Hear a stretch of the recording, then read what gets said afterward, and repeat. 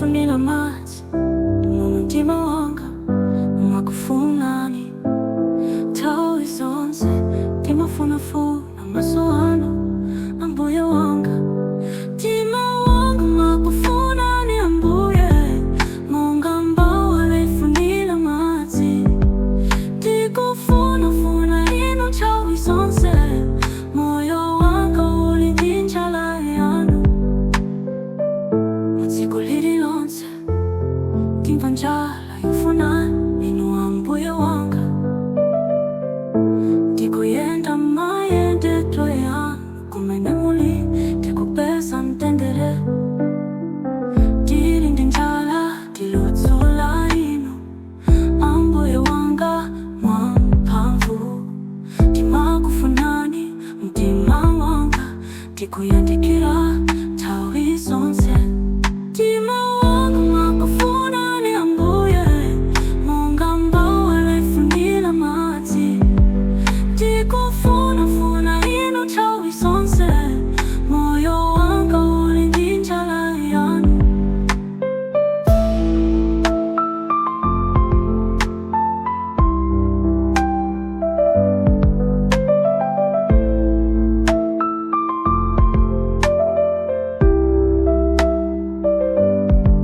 mtima wanga mwakufunani ambuye tikukufunafuna nthawi zonse tiludzula inu tili ndi njala ambuye salani mu mtima wanga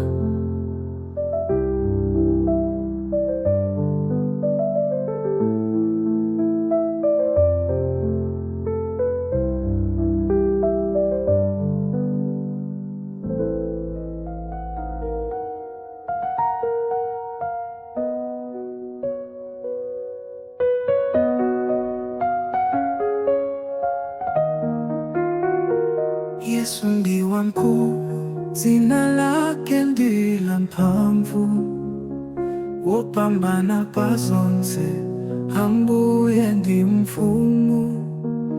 Ali pamwamba pa zonse, aliyense adzamuvomereza. Yesu ndi ambuye, adzamulamula. Ndimutamanda Yesu ndi mtima wanga wonse, ndi dzina lake ndidzalambira. Ndimutamanda Yesu ndi mphamvu zanga zonse, dzina lake likhale lotamandidwa. Pamene dziko likumugwadira, aliyense adzamuvomereza. Dzina lake ndila mphamvu, dziko lonse lidzamva. Yesu ndi ambuye, dzina lake lokwezeka.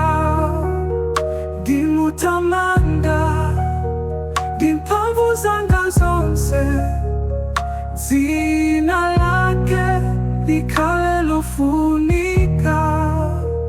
Yesu ndi wamkulu, dzina lake ndila mphamvu. Ndimutamanda ambuye wanga, ndimutamanda Yesu ndi mtima wanga wonse, ndi dzina lake ndidzalambira. Ndimutamanda Yesu ndi mphamvu zanga zonse, dzina lake likhale lotamandidwa.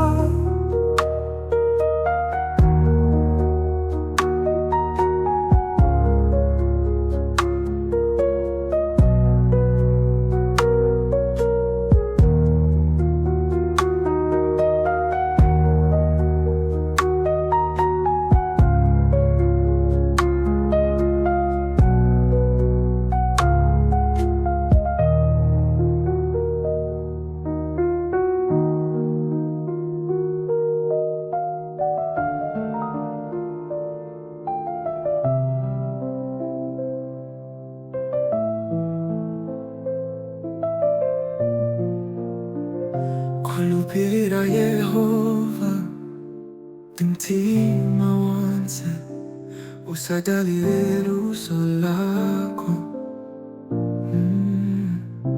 azochita zako zonse ukumbukie iye azatsogolera njira yako, njira ya chiuta ndiyo kulupilika ngakhale titayenda sitidzachoka kulupilira ye ndi mtima wonse, njira ya chiuta idzatsogolera.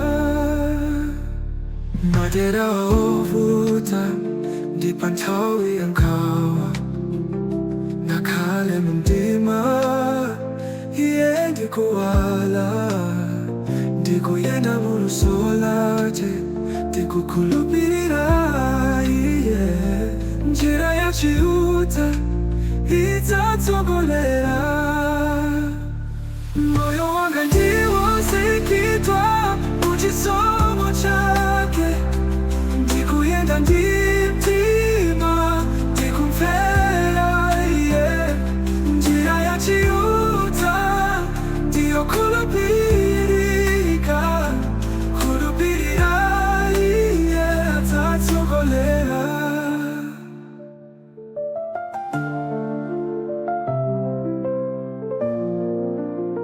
Njira ya chiuta ndiyo kulupilika ngakhale titayenda sitidzachoka kulupilira ye ndi mtima wonse, njira ya chiuta idzatsogolera.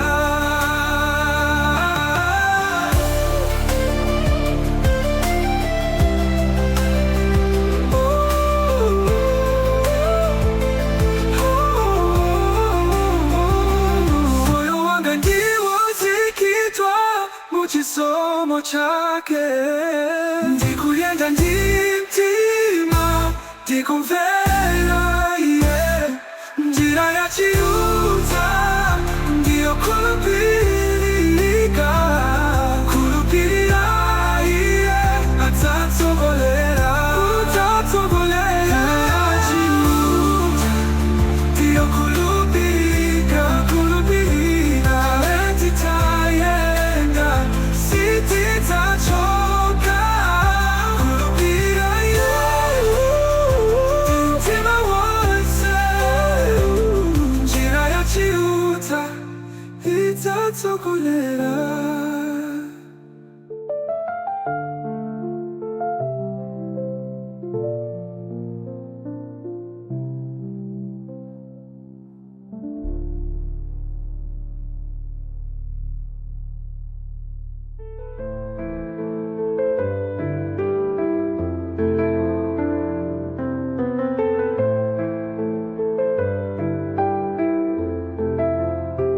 Pakati pa uchimo tinaliyosiyana komatu Mulungu anatumiza mwana Yesu anabwera kufera ife mwazichi chake choti pulumutsa, chipulumutso cha mwazi cha Yesu ndiye chikondicho satsa kwa muyaya, timuyamikire kufa kwakeko, chipulumutso chathu ndi mwazi wake.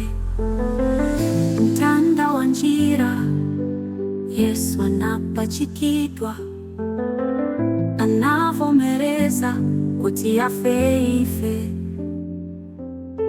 ndi chikondi cha chikulu tinabula ufulu, chipulumutso chathu chili mwa iye. Moyo wanga ndumboni wa chikondi chake, ndinapulumutsidwa chifukwa cha mwazi wake, ndimutamanda Ambuye wanga, chipulumutso changa chili mwa iye.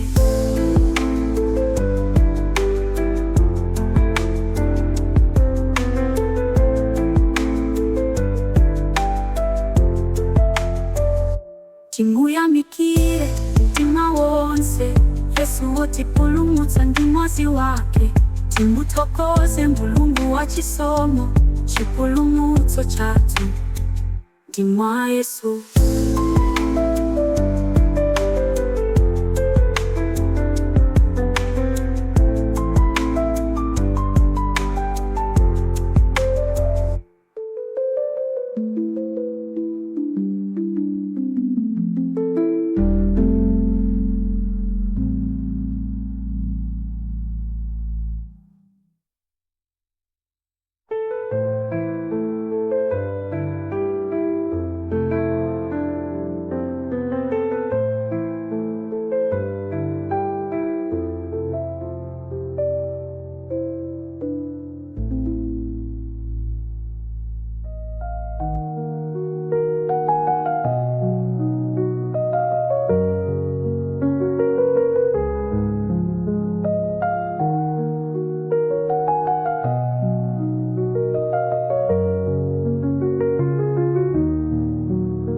Khulupirira Yehova mtima wonse, usadalire luso lako, pazochita zako zonse ukumbukire Iye adzatsogolera njira yako. Njira ya chiuta ndiyo khulupirika, ngakhale titayenda sitidzachoka. Khulupirira Iye ndi mtima wonse, njira ya chiuta idzatsogolera.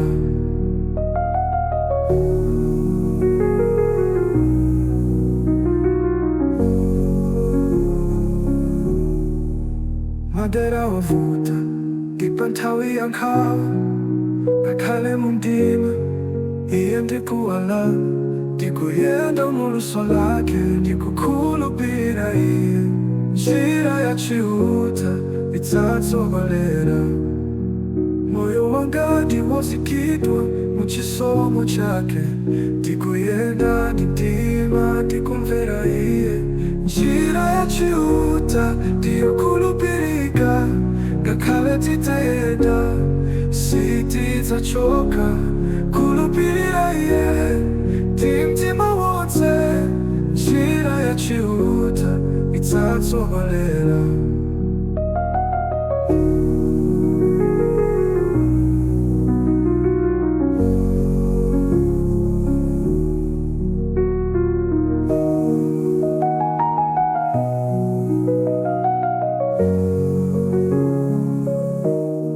Njira ya chiuta ndiyo khulupirika, ngakhale titayenda sitidzachoka.